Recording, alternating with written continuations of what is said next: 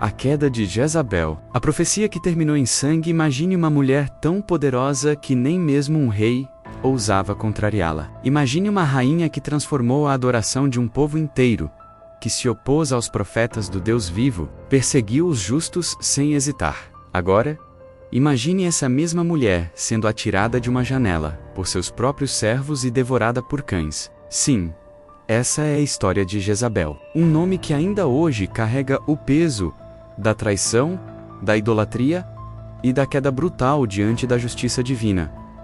Mas será que Jezabel era apenas uma mulher má? Ou será que sua história é um lembrete cruel de até onde o orgulho humano pode chegar antes de encontrar o limite imposto pelo próprio Deus? Hoje vamos mergulhar num dos relatos mais impactantes de toda a Bíblia. Prepare-se para uma jornada intensa, dramática e absolutamente real. Você vai entender por que Jezabel se tornou um símbolo de corrupção espiritual e de como a sua morte marcou o cumprimento de uma profecia que ninguém ousou duvidar. Nascida em Sidônia, uma cidade da poderosa Fenícia, Jezabel não era qualquer mulher. Filha do Etbol, rei, e também sumo sacerdote de Baal, ela foi criada em meio a templos imponentes, rituais intensos e um culto fervoroso a deuses pagãos. Desde pequena, aprendeu que o poder se conquista com força, influência e sacrifício.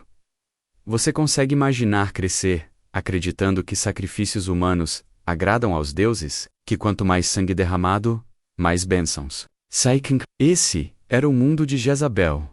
Ela era mais que uma princesa. Era um instrumento da religião pagã, e quando se casou com Acabe, rei do Israel, ela não apenas uniu duas nações, ela plantou a semente da idolatria no coração de um reino escolhido por Deus.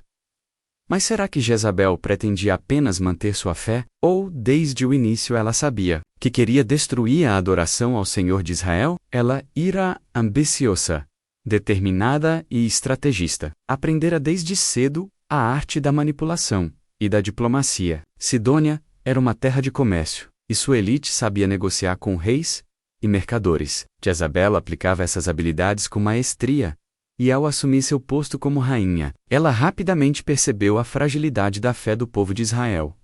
Viu um campo fértil para plantar sua própria crença. Afinal, se ela cresceu acreditando que Baal dava poder, por que não expandir seu reinado espiritual? Jezabel não queria apenas viver como rainha, ela queria ser reverenciada, adorada, temida, e faria tudo o que fosse necessário para alcançar isso. Ao chegar a Israel, Jezabel não encontrou resistência. Acabe, embora rei, era um homem fraco, influenciável, facilmente seduzido por sua presença imponente. Jezabel não precisou de muito tempo para assumir o controle. O trono era dele, mas o poder era dela. Ela construiu templos para Baal e Azerá com os recursos do povo. Introduziu rituais pagãos em solo sagrado. Mas o pior, ela não queria apenas coexistir com o Deus de Israel, ela queria substituí-lo. Você já parou para pensar no que acontece quando uma nação inteira se afasta da sua fé original? Quando os líderes que deveriam proteger a verdade passam a perseguir quem a defende? Foi exatamente isso que Jezabel fez. Ela ordenou a morte dos profetas do Senhor, iniciou uma verdadeira caçada. As vozes de Deus foram silenciadas ou forçadas ao exílio. Mas em meio a tanto caos, surgiu uma voz que ela não conseguiu calar. A influência de Jezabel se estendia por todas as esferas: política, religiosa e social. Ela incentivava práticas que chocavam até os israelitas mais liberais. Os sacrifícios se tornaram frequentes, inclusive humanos. A identidade espiritual de Israel estava sendo apagada. A rainha impunha medo e moldava um novo culto que rejeitava completamente os ensinamentos do Senhor. A decadência moral e espiritual do reino se acelerava. O povo, acuado, vivia entre o medo da morte e o silêncio da fé. Israel estava nas mãos de uma mulher que não temia Deus nem homem algum, e poucos ousavam enfrentá-la. Vestido em pele simples, sem riqueza, sem pompa, surgiu Elias, o profeta. Ele não tinha um exército, não tinha influência política, mas ele tinha algo que Jezabel jamais teve: a autoridade do céu. E foi com essa autoridade que ele entrou no palácio e declarou: Não haverá chuva nem orvalho em Israel, senão pela minha palavra. O céu fechou. O sol arratiu. A terra, Baal, o deus das tempestades, permaneceu em silêncio. Por que Baal não respondia? Onde estavam os relâmpagos, a chuva, a fertilidade prometida? O povo começou a duvidar. A fome apertava. As orações a Baal ecoavam em vão. Jezabel, cada vez mais desesperada, intensificava os sacrifícios. Mais nada. E então, o desafio aconteceu. No alto do Monte Carmelo, Elias e os 450 profetas de Baal se enfrentaram diante do povo. Quem respondesse com fogo seria o verdadeiro Deus. Você se lembra do que aconteceu enquanto os profetas gritavam, dançavam e se feriam? O céu se mantinha mudo. Elias, com tranquilidade, apenas orou, e o fogo de Deus caiu. A multidão se prostrou. A verdade ficou evidente. Mas Jezabel, ela não se rendeu. Elias, com sua coragem, torna-se símbolo de resistência. Ele não apenas confrontou a idolatria. Ele revelou sua impotência. Era um homem só, mas sua fé era como um exército. Sua voz ecoava em meio à escuridão espiritual. Era um lembrete de que o Senhor ainda falava. Ainda observava. Jezabel, por sua vez, via Elias como a maior ameaça ao seu domínio. Ele era a pedra no seu trono, e ela faria de tudo para esmagá-lo. Mas o que ela não entendia é que Elias não falava por si. Ele era a boca de Deus. A vergonha pública no Monte Carmelo não foi o suficiente para quebrar Jezabel. Ela não recuou, não se humilhou, não reconheceu o erro. Pelo contrário, sua fúria aumentou. Como alguém ousava expor a impotência de seus deuses diante do povo? Como Elias, um simples homem, teve coragem de desafiá-la tão abertamente? Era uma afronta que ela não deixaria impune. E então, Elias se tornou o alvo número 1. Jurou matá-lo, e quando Jezabel fazia uma promessa, o reino tremia. Elias fugiu, sim, mas não por covardia, e sim por obediência e discernimento. Ele sabia que a batalha ainda não havia terminado. Enquanto Elias buscava Deus no deserto, Jezabel seguia sua trajetória sangrenta. Foi nesse contexto que outro episódio chocante aconteceu: o caso de Nabote. Nabote era um homem comum, dono de uma vinha próxima ao palácio de Acabe. Quando o rei expressou desejo de comprá-la, Nabote recusou, dizendo que aquela terra era a herança de seus pais, e ele não poderia se desfazer. Um gesto nobre, de fidelidade às leis de Deus. Mas Jezabel viu na recusa um insulto pessoal. Acabe voltou para casa abatido, como uma criança contrariada, e Jezabel, ao vê-lo triste, zombou. É assim que um rei de Israel age? Então ela decidiu resolver o problema à sua maneira. Com falsidade, manipulação e morte, escreveu cartas em nome do rei, ordenando que Nabote fosse acusado de blasfêmia. 2 homens foram pagos para testemunhar contra ele. Nabote foi apedrejado até a morte. Jezabel, como quem oferece um presente, entregou a vinha a Acabe. Mas do céu, Deus viu tudo. E então, Elias recebeu uma nova palavra, uma profecia que cairia como uma sentença final. No lugar onde os cães lamberam o sangue de Nabote, lamberão também o teu sangue, Acabe, e quanto a Jezabel, os cães devorarão sua carne, junto ao muro de Jezreel. Você consegue imaginar a frieza de quem ouve isso e não se abala? Jezabel ouviu e ignorou, mas a justiça divina já havia sido acionada. E quando Deus fala, não há trono, coroa ou muralha que possa impedir o que está por vir. Ela não temia, talvez acreditasse que nada poderia tocá-la, que era intocável. Seu orgulho era tão sólido quanto suas muralhas.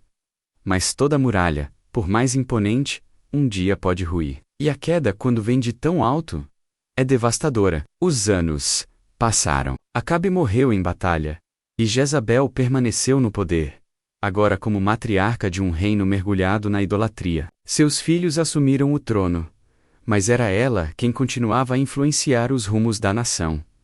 Nada havia mudado, ao menos, não na superfície, mas no céu. Algo se movia. G1, um comandante militar, foi ungido por Deus com uma missão clara: exterminar a linhagem de Acabe e restaurar a fidelidade a Deus em Israel. Ele não era um político, nem um sacerdote. Era um guerreiro com um propósito. Você já imaginou o que acontece quando Deus envia um homem comum para cumprir um juízo extraordinário? G1 marchou. Avançou com fúria. E quando chegou aos portões de Jezreel, a profecia começou a respirar. Jezabel, em sua altivez habitual, não se escondeu. Ela se arrumou como rainha, pintou os olhos, ajeitou os cabelos e se posicionou na janela do palácio. Mesmo diante da morte, ela encenava poder. Quando G1 entrou pelos portões, ela o provocou com desprezo, mas G1 olhou para cima e não respondeu, com palavras. Ele perguntou aos servos dela: "Quem está comigo?" E naquele instante, algo que nem mesmo Jezabel previu, aconteceu. Seus próprios servos a traíram. Sem hesitar, a jogaram da janela. O corpo da rainha bateu com violência contra o chão. O sangue salpicou as paredes. Os cavalos passaram por cima dela como se fosse poeira no caminho. E G1 seguiu seu caminho. Mais tarde, ordenou que o corpo fosse sepultado, pois, apesar de tudo, ela era filha de um rei. Mas ao retornarem ao local, só encontraram o crânio, os pés e as palmas das mãos. O resto havia sido devorado pelos cães, exatamente como Deus havia dito. Jezabel teve um fim sem glória, sem luto, sem lembrança honrada. Aquela que caminhava cercada de joias, agora não era mais reconhecível. Nem mesmo o lugar de seu corpo podia ser identificado. O silêncio que se seguiu foi pesado, um silêncio de justiça, de fim, de verdade. E o povo finalmente percebeu. Jezabel não era invencível. O Deus de Israel não havia dormido. Jezabel, que um dia andou em corredores de mármore, cercada por ouro e incenso, terminou seus dias reduzida a pedaços, sem honra, sem sepultura, sem legado. E o que tudo isso nos ensina? A história de Jezabel não é apenas uma lembrança de algo terrível. Um chamado à consciência. Quantas vezes o poder sobe a cabeça e nos faz esquecer quem está no controle? Quantas vezes os olhos humanos se encantam com altares pagãos, com tronos vazios de sentido, com glórias que o tempo consome? Jezabel representa a soberba desenfreada, a recusa em se curvar diante da verdade. E no fim, a justiça veio, sem alarde, sem espetáculo, mas com precisão. A vida de Jezabel é um lembrete de que a paciência de Deus não é fraqueza. Ele espera, mas não esquece. Ele observa, mas não ignora. E, quando necessário, julga.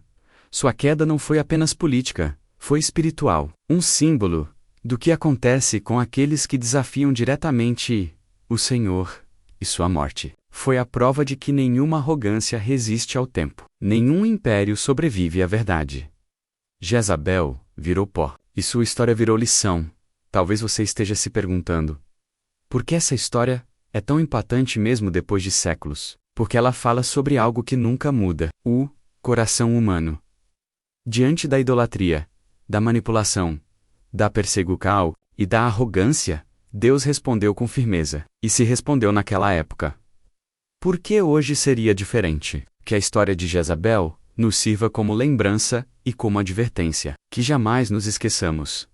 Nenhum poder terreno se compara à autoridade divina. Nenhum trono, por mais ornamentado que seja, é mais alto que o juízo de Deus. Se esse vídeo te impactou, deixa o like, se inscreve no canal e ativa o sininho. E se quiser entender por que as filhas de Ló se deitaram com o próprio pai, e o que isso revela sobre o coração humano, clica no próximo vídeo. A gente se vê lá.